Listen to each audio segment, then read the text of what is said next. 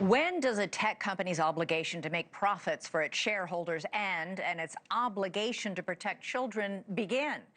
This week could prove to be a pivotal one in the legal battle over how to answer that question. There are two big cases in two different states, and both are centering on the same accusation, that tech giants aren't doing enough to protect kids from the potential damage social media apps could be inflicting on their mental health. In New Mexico, Meta is accused of failing to keep children safe against trafficking and sexual abuse. And in California, a separate case accuses Meta and Alphabet of designing their apps and platforms to deliberately be addictive and harmful to kids.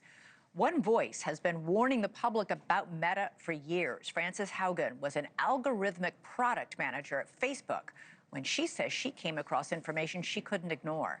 In 2021, she testified on Capitol Hill. I joined Facebook because I think Facebook has the potential to bring out the best in us. But I'm here today because I believe Facebook's products harm children, stoke division, and weaken our democracy. The company's leadership knows how to make Facebook and Instagram safer, but won't make the necessary changes because they have put their astronomical profits before people.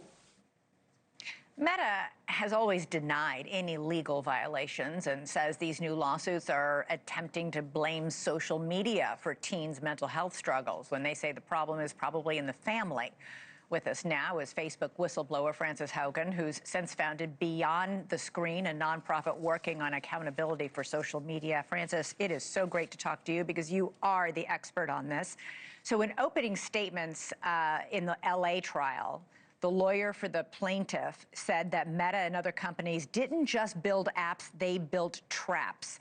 They didn't want users, they wanted addicts. Those are strong words.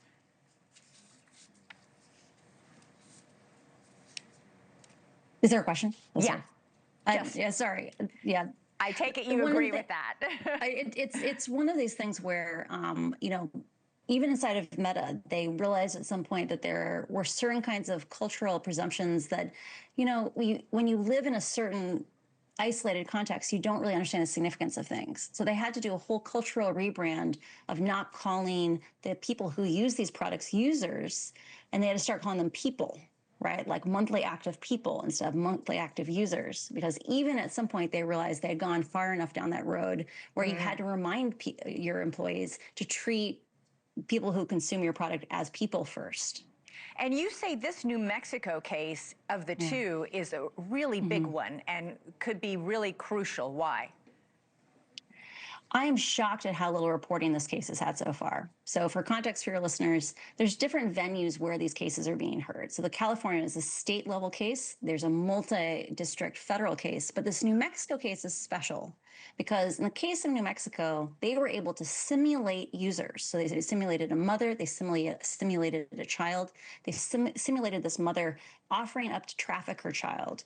And when this child got so many followers that Facebook and Instagram suggested that she get a professional account, no one stepped in, no one asked questions when that account got hundreds of lewd photos when they were reported.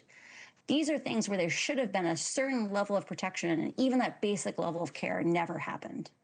So this child was bombarded with predators online?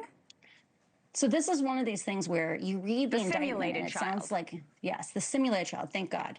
So they're very clear. They put in an age that was less than 13 repeatedly. They put in 13 in a day. Facebook, Instagram let them in. At no point when you would have thought if you were putting minimum care in, you would have stopped the cycle of escalation, did anyone? And I think part of the thing to keep in mind here is in my time at Facebook, one of the things that always struck me as I worked on political violence issues of social instability, was that Instagram and Facebook.com had very different levels of protections. Regularly, there would be systems that were available to protect users on Facebook that would be missing on Instagram. And we can't say conclusively that's because the users were more often children. But we have the situation kids are all where on Instagram. I have two sons who are teenagers. None of them have been on Facebook in years, but they're on Instagram. But you would think if the average user age on Facebook.com is much higher than on Instagram, you would have it be the other way, right? And that's the core of this case here, is asking, If this child account has thousands of followers and they're overwhelmingly from outside the United States and they're being sent lewd photos, at what point did Instagram have an obligation to step in and say, is something wrong?